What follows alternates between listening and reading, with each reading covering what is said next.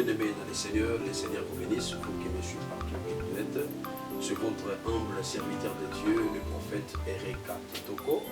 Aujourd'hui, le Seigneur m'a beaucoup parlé de partager ce thème avec le reste du monde, avec tout le monde qui me suit. Je vais parler aujourd'hui sur un thème qui est systématique. Je vais parler sur l'impact du Saint-Esprit, l'impact du baptême du Saint-Esprit. Bien-aimés dans le Seigneur, il y a beaucoup de chrétiens qui vivent dans la vie chrétienne, mais il manque totalement ce qu'on appelle l'expérience avec le Saint-Esprit. Bien-aimés, en réalité de l'homme, c'est l'esprit. La vie chrétienne, c'est une vie de l'expérience. C'est une vie qui est bien élaborée par rapport à la grâce qui nous a été donnée à travers le Christ qui est beaucoup plus le pour, qui est beaucoup plus l'époux. C'est pour cela, bien-aimés, par rapport à ce thème, vous allez découvrir beaucoup de choses que le Seigneur m'a donné comme une pensée. Bien-aimés, la vie chrétienne, c'est une vie, comme je dis au préalable, vous devez tout simplement comprendre la dimension, comment opère le Dieu d'Israël, comment s'opère Jésus Nazareth. Il y a un moment que les enfants d'Israël dans l'Ancien Testament, ils ont reçu des promesses dans le livre de Joël. Au dernier temps, je répandrai mon esprit. Si toute chair, le veillard aura des songes, les jeunes prophétiseront. Et cette promesse que Dieu avait faite au fil du temps, cette promesse devait s'exécuter et être accomplie. Mais avec le nouveau temps que nous sommes ensemble avec vous, dans la période de dispensation du Saint-Esprit, on a eu à remarquer comment est-ce que les apôtres, ils ont marché avec Christ, ce qu'ils ont constaté comme témoignage pendant leur période de servir l'Éternel. Bien-aimés, le thème que je parle, c'est un thème important qui va vous aider à comprendre certaines étapes de la vie chrétienne. Il y a autant de gens qui sont venus dans le Seigneur. Peut-être tu es devenu pasteur, tu es devenu enfant de Dieu, servante de Dieu. Mais dans ta vie, tu n'as jamais constaté ce que je vais parler aujourd'hui. Tu n'as jamais remarqué, tu n'as jamais vécu en toi le baptême du Saint-Esprit. Or, le baptême du Saint-Esprit, et c'est vraiment évident, c'est vraiment inévitable pour un enfant de Dieu. C'est un marque de sceau que le Seigneur a mis en nous par rapport à cette alliance, par rapport à cette relation, par rapport à cette relation que nous avons avec Christ. Et les apôtres, ils ont vécu cela. Les apôtres, ils ont constaté cela comme étant une promesse. Cette promesse n'est pas seulement réservée aux apôtres, mais c'est réservé à tout enfant de Dieu. Toute personne qui est venue en Christ, il devait constater en lui ce qu'on appelle le baptême du Saint-Esprit. Et le baptême du Saint-Esprit dont je parle, bien aimé, ça va vous permettre de comprendre la dimension, comment l'Esprit opère en nous lorsque quelqu'un il est en train de vivre une vie chrétienne totale. Cela veut dire comment quelqu'un peut parvenir à vivre ou à constater ce qu'on appelle le baptême du Saint-Esprit. La première des conditions, bien aimé, que je te parle, toi qui me suis, tu devais nécessairement devoir être converti dans le Seigneur. Lorsque vous êtes converti dans le Seigneur, lorsque vous êtes revenu en Christ, vous devez faire ce qu'on appelle la repentance. Il y a autant de personnes qui sont dans la vie chrétienne, mais ils n'ont pas encore vu la vie de repentance. Ils n'ont pas vu encore la vie, ce qu'on appelle la conversion, le changement de direction. C'est pour cela que vous constatez dans votre vie, tu es un homme de Dieu, tu étais dans le Seigneur, mais pendant que tu exerces quelque chose de Dieu, mais tu n'as jamais vécu ce qu'on appelle le baptême du Saint-Esprit. Cela veut dire la personne qui n'a pas vécu le baptême du Saint-Esprit, il a déjà une anomalie par rapport à la démarche qu'elle avait entrepris pour être dans le Seigneur. Cela veut dire quelqu'un qui est passé par la repentance, quelqu'un qui a passé par la conversion. La première des choses, le Saint-Esprit viendra habiter en lui. My God. Lorsque le Saint-Esprit habite en toi, cela veut dire que le Saint-Esprit, il prend ton corps comme une demeure, comme une maison par laquelle le Saint-Esprit habite en toi. C'est lui qui va commencer à marcher avec toi. Pendant que le Saint-Esprit habite en toi, parce que vous avez d'abord reçu le baptême d'eau. Il y a une différence entre le baptême d'eau et le baptême du Saint-Esprit. Quelqu'un peut vivre le phénomène du baptême du Saint-Esprit avant le baptême d'eau. Ou il peut vivre les conséquences ou les réalités du baptême du Saint-Esprit après son baptême. Cela dépend de la manière dont l'Esprit vous conduit. Mais en réalité, il y a d'autres personnes qui ont vécu le baptême du Saint-Esprit avant d'être immergés, avant d'être introduits dans une rivière, avant d'être peut-être baptisés en d'eau. Mais en réalité, quelqu'un qui vit dans la vie chrétienne, il devait d'abord passer par les baptêmes d'eau. Et le baptême du Saint-Esprit, ça peut se manifester avant ou après. C'est pour cela, bien aimé, par rapport à ce terme, il y a des versets que nous allons lire.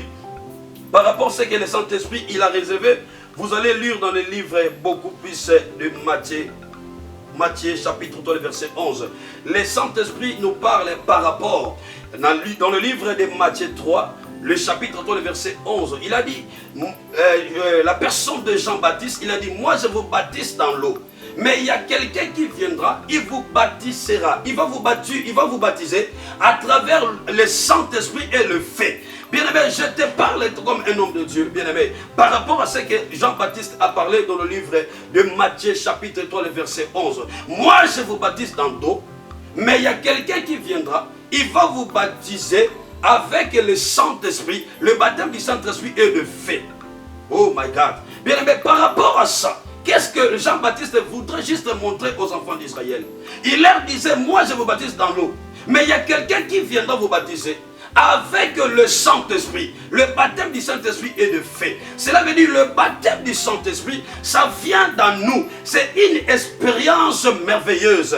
C'est quelque chose d'unique. C'est quelque chose qui coïncide lorsque quelqu'un s'est converti dans le Seigneur. Quand tu t'es converti dans le Seigneur, vous devez tout simplement constater. Vous devez tout simplement remarquer. Vous devez tout simplement remarquer dans votre vie cette expérience merveilleuse. Et cette expérience merveilleuse, ça vous permettra de bien comprendre la sphère spirituelle, de bien maîtriser les choses qui sont cachées. C'est pour cela, lorsque Jean-Baptiste disait aux gens qui le suivaient, moi je vous baptise dans l'eau, il y a quelqu'un qui viendra vous baptiser avec le baptême du Saint-Esprit et le feu. C'est pour cela la Bible dit, Jésus a dit, c'est avantageux que je m'en aille chez le Père et je vous enverrai le Saint-Esprit. Lorsque le Saint-Esprit vient dans nous, c'est d'abord la première des choses. Cela veut dire la personne est devenue la nouvelle créature, la nouvelle personne. Il va commencer à expérimenter une vie nouvelle. Mais après avoir reçu Jésus, toute personne qui reçoit Jésus, la personne en question doit avoir le Saint-Esprit en lui. Mais après avoir reçu le Saint-Esprit, vous devez faire cette expérience. Vous devez constater cette expérience. Vous devez vivre cette expérience. C'est que je suis en train de parler sur le baptême du Saint-Esprit. C'est pour cela Jean-Baptiste il disait, je ne suis pas en mesure de ôter même ses sandales, ses souliers, parce que c'est quelqu'un qui viendra avec une autre dimension. Oh, alléluia. Bien-aimé, lorsque tu me suis, bien-aimé, tu dois comprendre ces choses. Ces choses que je te parle ce moment, ce sont des choses importantes. La personne qui n'a jamais expérimenté ce que je suis en train de vous parler, c'est que la personne dans sa vie, elle n'a pas encore marché, elle n'a pas encore fait la conversion véritable. C'est que la personne en question, sa démarche de suivre Jésus ou d'accepter Jésus, il a brûlé certaines étapes où la personne en question, elle n'a pas encore expérimenté ce que le Saint-Esprit veut manifester en elle. Oh my God. C'est pour cela la Bible nous parle. Dans le livre des Actes des Apôtres, le chapitre 2, le verset 1 jusqu'à beaucoup plus à 8. La Bible dit, ils étaient tous ensemble. C'était dans la période, la fête de Pâques et le 50e jour. Et il y avait une assemblée. Il y avait des gens qui venaient dans toute la ville d'Israël. Et ce jour-là, les apôtres s'est retirés. Les apôtres s'est retirés, ils étaient ensemble. Mais pendant qu'ils priaient, pendant qu'ils étaient dans la présence de Dieu, la Bible me dit tout simplement, il y avait des bruits qui s'est annoncé au ciel. Et ce bruit-là annonçait quelque chose de nouvel, quelque chose qui était différent de ce qu'ils ont vécu dans l'ancien temps. Et ces choses-là, c'était la présence de la puissance de Dieu. C'était la présence du baptême du Saint-Esprit. Ils étaient ensemble, en train de prier, enfermés. Et ils ont entendu le bruit qui s'annonçait dans le ciel. C'était le jour où il y avait une dosage, il y avait encore quelque chose de nouvel dans la vie des apôtres. Ils étaient ensemble avec l'église. Pendant qu'ils étaient assis, la Bible dit, le bruit s'est annoncé. Les gens se posaient la question, qu'est-ce qui se passe dans ce temps ici? Parce que cela marquait que nous sommes arrivés dans une autre dimension. Nous sommes arrivés dans une autre dispensation. D'où les choses, ça doit fonctionner d'une manière puissante. Parce qu'elle avait dit, l'esprit que vous avez reçu, c'est l'esprit d'adoption. C'est un esprit qui crie Abba Père. C'est la personne qui reçoit, my God, qui reçoit le baptême du Saint-Esprit. En lui, il doit constater certaines améliorations. Il doit constater certains changements dans la manière de faire des choses. Et ce jour-là, les apôtres attendaient cette promesse. Mais c'était une journée mirabolante. C'était une journée miraculeuse. Parce que le Seigneur, il a donné d'abord des bruits dans le ciel. Il a fait tout simplement des bruits dans le ciel. Pour annoncer tout simplement, je vais faire quelque chose. Je vais bouillonner quelque chose. Je vais ajouter quelque chose. Je vais vous faire vêtir quelque chose. Je vais donc donner quelque chose à vous. Je vais ajouter quelque chose à vous. C'est que vous manquez. Tu peux avoir le Saint-Esprit, mais il faut recevoir le baptême du Saint-Esprit. Ça te donnera l'accès de bien accomplir ta mission. La personne qui a reçu le baptême du Saint-Esprit ne peut jamais renier le Seigneur, ne peut jamais retourner encore en arrière, ne peut jamais rater, ne peut jamais faire un travail inachevé. La personne qui a reçu le baptême du Saint-Esprit, il doit faire la différence par rapport à sa période, par rapport à sa mission, par rapport à son service. Parce que le Saint-Esprit, le baptême du Saint-Esprit crée à nous une différence. C'est une coïncidence qui se croise lorsque quelqu'un s'est converti dans le Seigneur. La première condition, il faut d'abord se convertir. Et la personne qui est convertie, c'est la personne qui change la façon de voir des choses. Tu peux être un homme de Dieu, tu peux être un serviteur de Dieu, tu peux être apôtre, prophète. Est-ce que dans ta vie, tu as déjà vécu cette manifestation, cette observation, cette réalité dans ta vie?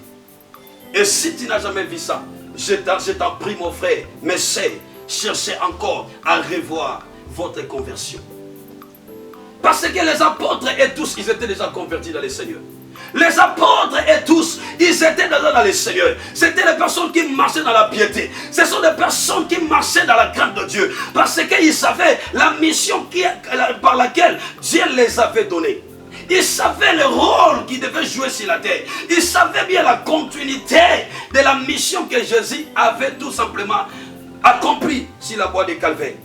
Et ce jour-là, ils se sont retirés. Est-ce que dans ta vie, tu prends le temps de chercher l'Éternel? Tu es dans le Seigneur, tu es converti, tu es devenu chrétien, chrétienne. Est-ce que tu prends le temps de se retirer pour vivre cette expérience, merveilleuse qui va changer ta façon de voir les choses et qui va te donner la dimension de savoir accomplir ta mission, de savoir influencer ta génération, de savoir marcher avec le Saint-Esprit. C'est pour cela ce jour-là, la Bible nous dit dans l'Acte des Apôtres, ils étaient tous ensemble, mais ils ont entendu le bruit venant du ciel. Et le ciel avait bougé parce qu'ils devaient constater quelque chose de nouvel dans leur vie. Et la Bible dit, lorsque le baptême s'est fait dans la vie des apôtres, tout est chacun de parler encore des langues nouvelles. Et ils ont changé la façon de voir des choses. Les gens qui les voyaient, ils disaient, qu'est-ce qui les a arrivés? Parce que chacun parlait à sa manière. Chacun parlait une langue nouvelle. Une langue nouvelle. Et pendant que ce peuple-là, pendant que les apôtres parlaient, il y avait une dimension de la spiritualité.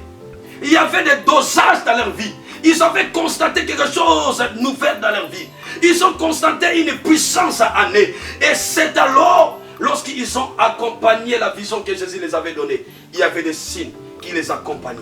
Il y avait des prodiges, il y avait des démonstrations de l'esprit. Parce qu'en eux, il y avait quelqu'un qui avait mis quelque chose encore de nouveau. Quelque chose de nouvel dans leur vie. C'est ça qui les avait accompagnés pour mieux accomplir la mission que Dieu les avait donnée.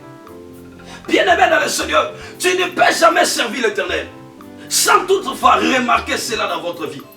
Tu ne peux jamais entrer dans la dimension spirituelle sans toutefois constater cette merveilleuse chose, le baptême du Saint-Esprit. Jésus, apôtre Jean a dit, moi je vous baptise dans l'eau. Il y a quelqu'un qui vous baptisera avec le baptême du Saint-Esprit et le feu. Pourquoi il parlait de feu? Pourquoi il parlait du baptême du Saint-Esprit? Le baptême de feu, c'est tout simplement une période qu'on appelle l'épreuve de la foi. Et dans cette épreuve, Dieu il prépare quelqu'un par rapport à une mission. Et lorsqu'on parle du baptême du Saint-Esprit, c'est une dimension encore qui t'amène à constater la dimension de la spiritualité dans votre vie. Et c'est alors, même si les obstacles se prennent dans votre chemin, tu as la facilité de renverser cela parce qu'il y a une force en toi. Il y a une dimension que Dieu a donnée encore de plus pour marquer ton temps, pour marcher avec Dieu, pour faire des signes, pour accompagner, pour que des miracles soient possibles. Parce qu'il a dit, allez partout, faites des nations mes disciples, guéris les malades, prophétisez, délivrez les gens. Pour faire accomplir tout ça, la première des choses, il faut constater la dosage. Il faut constater la dimension du baptême du Saint-Esprit. Lorsque quelqu'un est baptisé par le Saint-Esprit, lorsque quelqu'un est baptisé par le Saint-Esprit, la personne en lui, ce n'est plus encore la chair qui fonctionne, ce n'est plus encore sa pensée qui la commande, mais c'est la dimension spirituelle qui la commande, qui le manipule, qui l'oriente, qui le dirige. Il ne peut jamais encore être manipulé par le désir de la chair. Il ne peut jamais encore accomplir ses désirs, mais il va toujours accomplir les désirs qui est spirituel. Je veux que tu sois béni par rapport à ces messages. Je veux que ces messages, que tu puisses comprendre cela. Et ça change aujourd'hui ta façon de voir les choses. Parce que tu dois chercher que le Seigneur tout simplement, il puisse te remplir, il puisse te bâtir, il puisse baptiser ta vie par le Saint-Esprit. Le Seigneur vous bénisse.